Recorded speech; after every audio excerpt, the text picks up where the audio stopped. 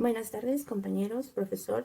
Nosotros somos estudiantes de la licenciatura en Enfermería y Obstetricia en la Universidad Autónoma de Tlaxcala. Somos alumnos del grupo Sexto C y a continuación presentaremos nuestro trabajo sobre la actividad integradora acerca de un paciente con infarto agudo del miocardio. Mi equipo está conformado por Getsemani Angulo Palacios, Carla Belén Mazantini Chumaicero, Ayerín Jiménez Morales, Dioselín Rodríguez Díaz, Dianibet Huerta Flores, Katia Rodríguez Cuapio y una servidora, Xochitl Concepción Pérez Jiménez. Y bueno, el infarto agudo al miocardio es la primera causa de muerte en México. En conjunto con las enfermedades del corazón, causan más muertes al año que todos los cánceres combinados, las enfermedades respiratorias y todas las enfermedades neurológicas juntas. A diario, decenas de mexicanos en edad productiva fallecen a causa del infarto agudo al miocardio. El tratamiento correcto y oportuno puede salvar una vida y cambiar la historia de una familia.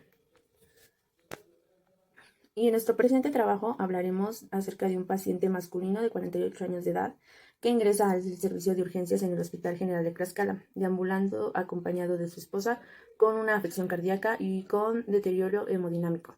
Refiere que presenta falta de aire, taquicardia, diaforesis, palidez, fatiga, astenia, adinamia, dolor de brazo izquierdo que se irradia hacia el cuello, acompañado de náuseas y edema en miembros inferiores, con las siguientes constantes vitales: tensión arterial de 180/90, frecuencia cardíaca de 120, frecuencia respiratoria de 27, temperatura de 36.4, llenado capilar de 4 segundos y saturación de oxígeno de 73%.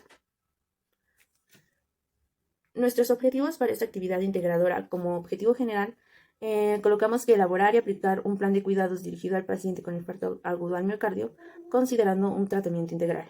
Nuestros objetivos específicos son identificar los problemas de salud reales y potenciales de un individuo con infarto agudo al miocardio a través de la metodología del proceso enfermero, usando NANDA, NOC y NIC.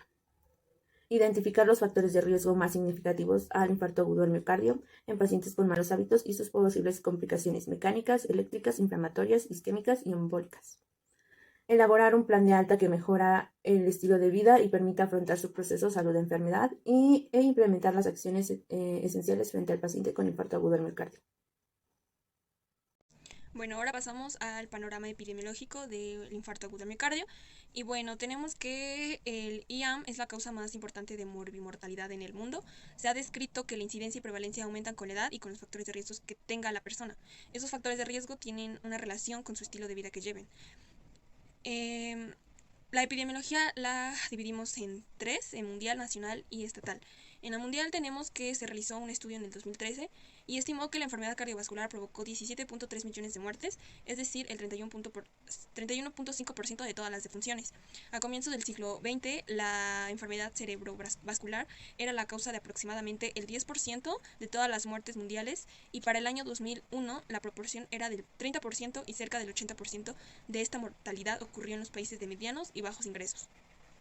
Hay 32.4 millones de infartos agudos al miocardio y accidentes cerebrovasculares cada año. Los pacientes con IAM y ABC previos son el grupo de mayor riesgo para eventos coronarios y cerebrales posteriores. En epidemiología nacional tenemos que, de acuerdo al INEGI, en el 2018 las enfermedades del corazón fueron la primera causa de muerte en los mexicanos y casi 150,000 personas fallecieron por enfermedades isquémicas, hipertensivas, de circulación pulmonar, cardíacas, reumáticas, crónicas u otras enfermedades del corazón.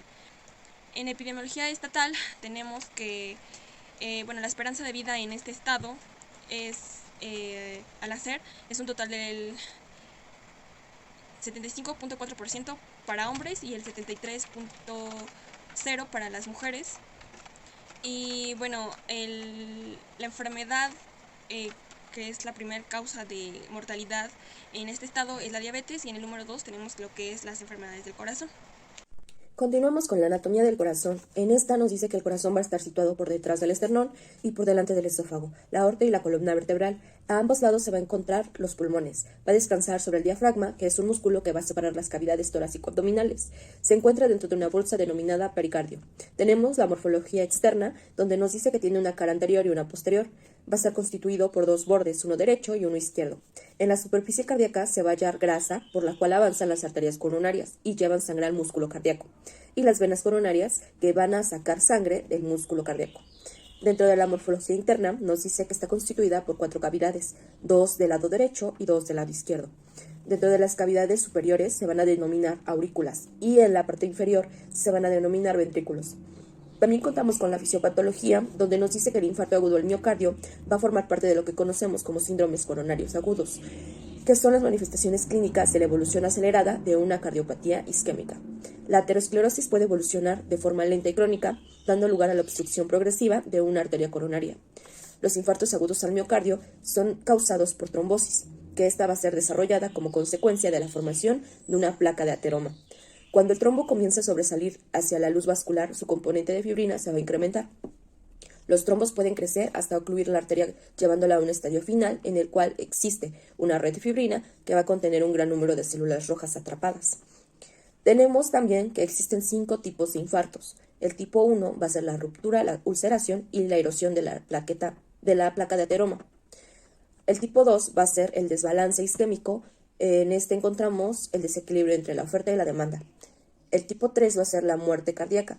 El tipo 4 va a estar relacionado con intervenciones coronarias. Y el tipo 5 va a ser relacionado a una cirugía de revascularización del miocardio. Bueno, ahora les comentaré cuáles son los factores de riesgo que aumenten la probabilidad de que una persona tenga un infarto agudo del miocardio. Tenemos el consumo de tabaco, la hipertensión arterial, lo que es la obesidad y el sobrepeso, los niveles elevados de colesterol, el sedentarismo, la diabetes y el consumo de sustancias tóxicas como son las drogas. En los signos y síntomas tenemos el dolor torácico, la disnea, excesiva sudoración, debilidad, mareos, palpitaciones, náuseas, vómitos, pérdida del conocimiento, shock cardiogénico, incluso en casos ya muy preocupantes, la persona puede llegar a morir.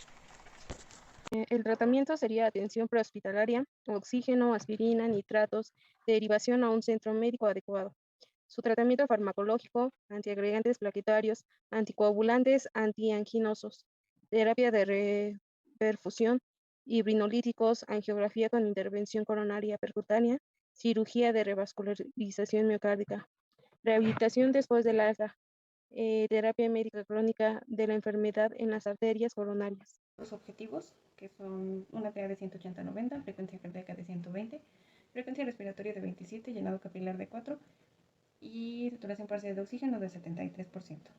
Los datos objetivos son falta de aire, taquicardia, diaforesis, palidez, fatiga, debilidad, astenia, adinamia, dolor del brazo izquierdo que irradia hasta el cuello, náuseas y edema en miembros inferiores. El análisis de información y agrupación de datos tenemos que es el dominio 4, actividad reposo. Y el tipo de problema, tenemos que el diagnóstico de enfermería es patrón 4, actividad de ejercicio, y patrón 6, cognitivo perceptivo. Nuestro diagnóstico interdependiente es infarto agudo del miocardio. Tenemos que el diagnóstico de enfermería es clase 4, respuesta cardiovascular pulmonar, mecanismos cardiovasculares que apoyan la actividad de reposo, y el diagnóstico es disminución del gasto cardíaco manifestado por taquicardia, edema, fatiga, alteración de la presión arterial y disnea, relacionado con alteración de la frecuencia y el ritmo cardíaco. Y dolor agudo relacionado con infarto agudo del miocardio manifestado por cambios de la presión arterial, frecuencia cardíaca y diafragma. Tenemos nuestra formulación diagnóstica, que es la disminución del gasto cardíaco manifestado por taquicardia, edema, fatiga, alteración de la presión arterial y disnea manifestado por alteración de la frecuencia y el ritmo cardíaco. Tenemos que es dominio 4, actividad de reposo, clase 4, respuesta cardiovascular pulmonar. Resultado no esperado es efectividad de bomba cardíaca. Tenemos nuestros indicadores, que son presión sanguínea sistólica 3, frecuencia cardíaca 2, palidez 3, edema periférico 2, disnea en reposo 2, palidez 3, diaforesis profusa 3, náuseas y cansancio extremo 3. Y nuestra escala de medición, que es desviación grave del rango normal, desviación sustancial del rango normal, la 3, que es disminución moderada del rango normal, la 4, que es desviación leve del rango normal, y 5 sin desviación del rango normal. Nuestra puntuación diana, que es puntuación basal de 3, mantener a 3 y aumentar a 4. Bien. Bien, ahora en nuestra planeación y ejecución del proceso de atención encontramos el campo 4, seguridad, clase V, control de riesgos, y la intervención de enfermería sería monitorización de signos vitales. Bueno, en las acciones y procedimientos siempre preguntamos al paciente su nombre completo y fecha de nacimiento antes de realizar cualquier procedimiento y nos presentamos con él de manera adecuada para asegurar una identificación correcta. Además, se realizó una correcta higiene de manos antes de realizar cualquier procedimiento con el paciente y después de. Esto para evitar infecciones nosocomiales. Además, realizamos toma de signos vitales cada hora y lo registramos en las hojas correspondientes, hoja de signos vitales y hoja de enfermería. Se proporcionó al paciente reposo absoluto durante las primeras 24 horas y después se incrementó en forma gradual la actividad física a partir de las 48 horas siguientes. Además, siempre se valoró la reaparición de signos y síntomas de reinfarto, como dolor, cambios en el electrocardiograma o hipotensión. Se evaluaron cambios en la tensión arterial. Si la presión sistólica aumentaba, se anotaba en la hoja de signos vitales y se le notificaba al médico tratante. Además, se colocaron puntas nasales a 4 litros por minuto hasta lograr una saturación de 92%. Siempre se evaluó la presencia de dificultad respiratoria y se observó si el paciente utilizaba músculos accesorios al respirar. Además, se le explicó e informó al familiar algunos signos de alarma de los cuales nos tiene que informar inmediatamente, como mareos, disnea, cianosis, vómito o sudoración. Se le comentó que debía reportarlo con nosotros inmediatamente.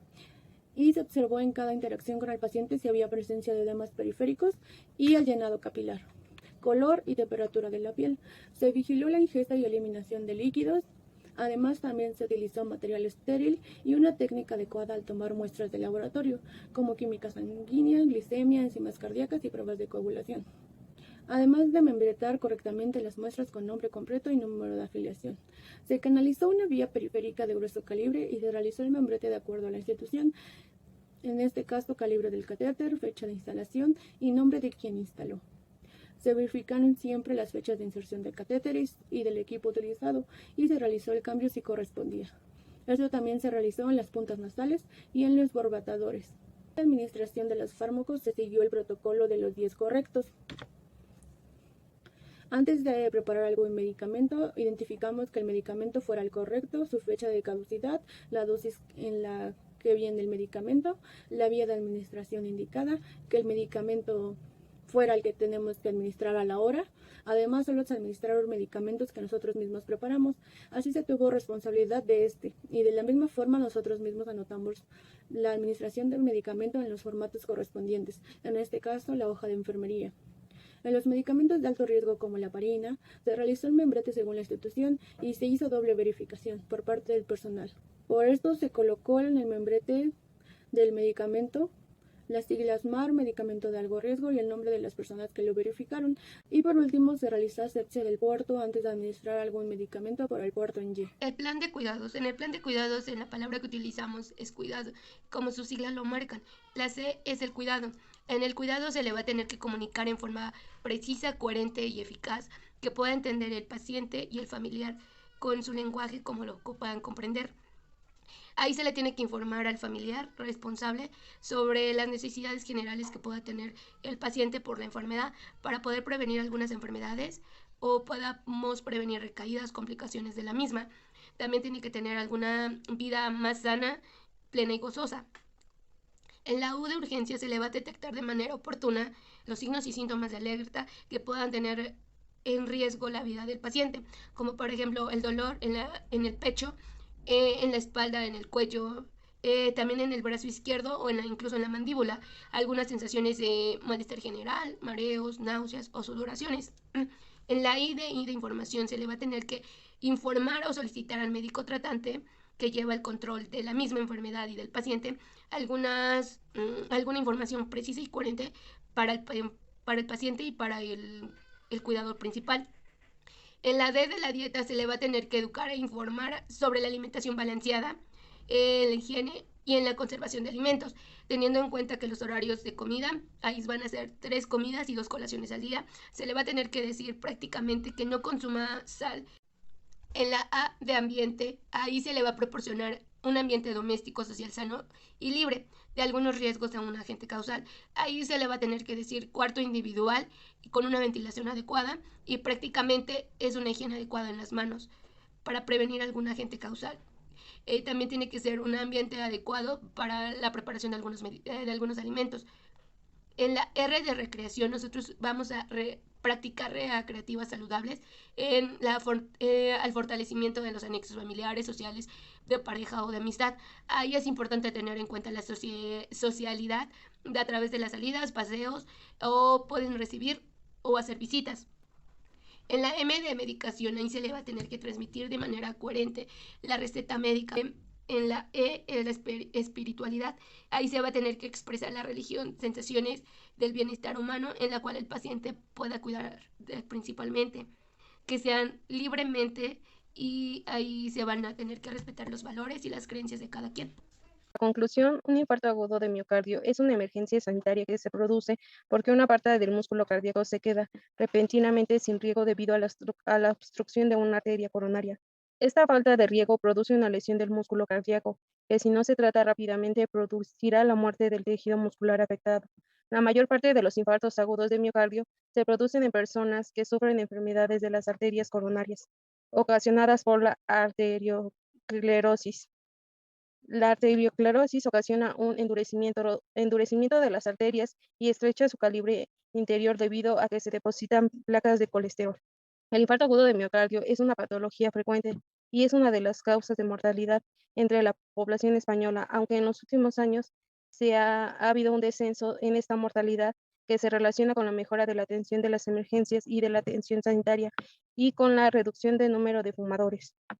Por esta razón es muy importante las intervenciones de enfermería, ya que cobran mucha importancia. Es así como la enfermera debe contar con los conocimientos y preparación suficientes para orientar de forma oportuna todos sus esfuerzos, no solamente hacia brindar el tratamiento específico a la persona con infarto, sino también hacia la prevención y la detención temprana de complicaciones. Es importante que la enfermera valore minuciosamente la presión arterial, la frecuencia cardíaca, la frecuencia respiratoria y la temperatura, ya que el paciente con infarto agudo del miocardio es la fase aguda, presenta cambios muy específicos en relación con este, e igual la enfermera debe estar en capacidad de relacionar sus análisis e interpretación.